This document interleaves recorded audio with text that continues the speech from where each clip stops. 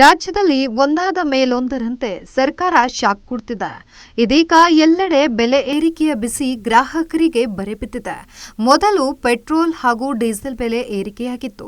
ನಂತರ ತರಕಾರಿ ಬೆಲೆ ಗಗನಕ್ಕೇರಿತು. ಇದಾದ ಬಳಿಕ ಹಣ್ಣುಗಳ ಬೆಲೆ ಕೂಡ ಈಗ ಹೆಚ್ಚಾಗಿತ್ತು.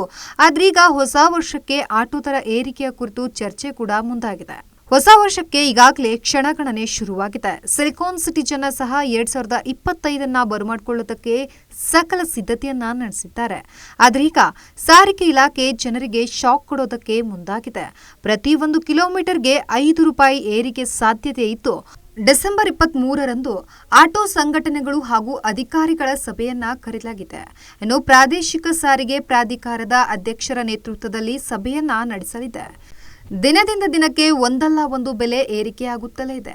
ಪೆಟ್ರೋಲ್, ಡೀಸೆಲ್ ಹಾಗೂ ಹಾಲಿನ ದರ ಏರಿಕೆಯಾದ ಬಳಿಕ ಇದೀಗ ಗ್ರಾಹಕರಿಗೆ ಮತ್ತೊಂದು ಶಾಕ್ ಕೊಟ್ಟಿದೆ. ಪೆಟ್ರೋಲ್, ಗ್ಯಾಸ್ ಬೆಲೆ ಹೆಚ್ಚಳವಾಗಿದ್ದರಿಂದ ಆಟೋ ಪ್ರಯಾಣ ದರ ಪರಿಷ್ಕರಣೆಗೆ ಆಟೋ ಚಾಲಕರ ಮತ್ತು ಮಾಲೀಕರ ಸಂಘಗಳ ಜೊತೆ ರಾಜ್ಯ ಸರ್ಕಾರ ಸಭೆ ಕರೆದಿದೆ. ಆದರೆ ಈ ಕುರಿತು ಕೆಲವು ಆಟೋ ಚಾಲಕರು ಅಸಮಾಧಾನ ವ್ಯಕ್ತಪಡಿಸಿದ್ದಾರೆ. ಇವಾಗ ಆಟೋ ಬಿಸ್ನೆಸ್ ಏನಾಗಿದೆ, ಓಲಾ, ಊಬರು, ರೈಡರು, ಬೈಕು ಎಲ್ಲ ಬಂದ್ಬಿಟ್ಟಿದೆ. ಇವತ್ತು ನಮಗೆ ರೈಡರು ಅಂತ ಬೈಕ್ ಬಂದು ನಮ್ಮ ಒಬ್ಬರು ಲೇಡೀಸ್ ಹತ್ತವರು ನಮ್ಗೆ ಆಟೋದ್ರಿಗೆ ಯಾರೂ ಬರ್ತಾ ಇಲ್ಲ. ಇವಾಗಲೇ ನಾವು ಕಷ್ಟದಲ್ಲೇ ಅನುಭವಿಸ್ತಾ ಇದ್ದೀವಿ. ಮೊದಲೇ ಗ್ಯಾಸ್ ರೇಟ್ ಜಾಸ್ತಿ ಇದೆ. ಮೂರನೇ ವಿಚಾರ ಏನು ಅಂದರೆ ಬಸ್ ಫ್ರೀ ಬಿಟ್ಬಿಟ್ಟಿದ್ದಾರೆ.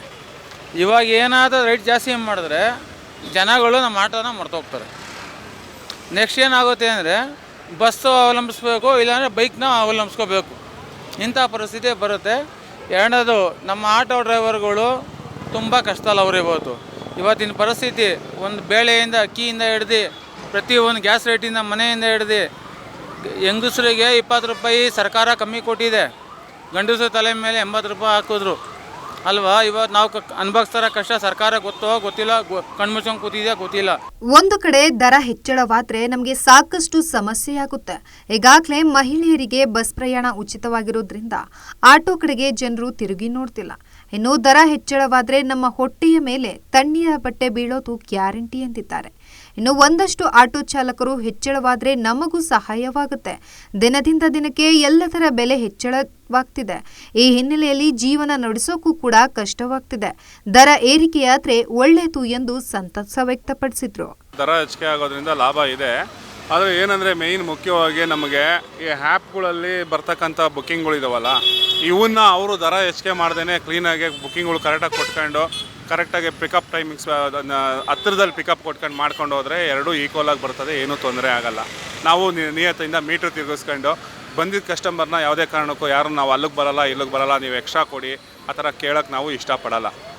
ಮೇಯ್ನ್ ಮುಖ್ಯವಾಗಿ ದರ ಹೆಚ್ಚಿಗೆ ಕೇಳ್ತಾರದೇನು ಅಂದರೆ ಆಯಿಲ್ ರೇಟು, ಟ್ಯಾಕ್ಸು, ಇನ್ಶೂರೆನ್ಸು, ಎಲ್ಲ ರೇಟ್ಗಳು ಜಾಸ್ತಿ ಮಾಡಿರೋದ್ರಿಂದ ನಮಗೂ ಮೇಂಟೈನ್ ಮಾಡೋದು ಭಾಳ ಕಷ್ಟ ಆಗ್ತಾ ಇದೆ. ಸರ್, ಈಗೆಲ್ಲ ಒಂದು ಕಡೆ ಈಗ ಏನು ಬಸ್ ಫ್ರೀ ಆಗಿರೋದ್ರಿಂದಾಗಿ ಹೆಚ್ಚಾಗಿ ಜನರು ಆಟೋ ಕಡೆ ಬರ್ತಾ ಇಲ್ಲ. ಈಗ ಮತ್ತೆ ಆಟೋ ದರ ಹೆಚ್ಚಳವಾದರೆ ಜನರು ಬರ್ತಾರೆ?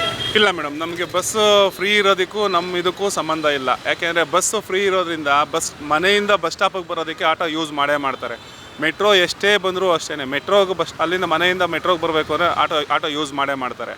ಅವರು ಬಸ್ ಫ್ರೀಗೂ ಇದಕ್ಕೂ ಸಂಬಂಧ ಇಲ್ಲ. ಅದೇನೇ ಆಗಿರಲಿ, ಒಟ್ನಲ್ಲಿ ಆಟೋ ದರ ಏರಿಕೆಯಿಂದ ಧನಾತ್ಮಕ ಹಾಗೂ ಋಣಾತ್ಮಕ ಅಭಿಪ್ರಾಯವಿದೆ.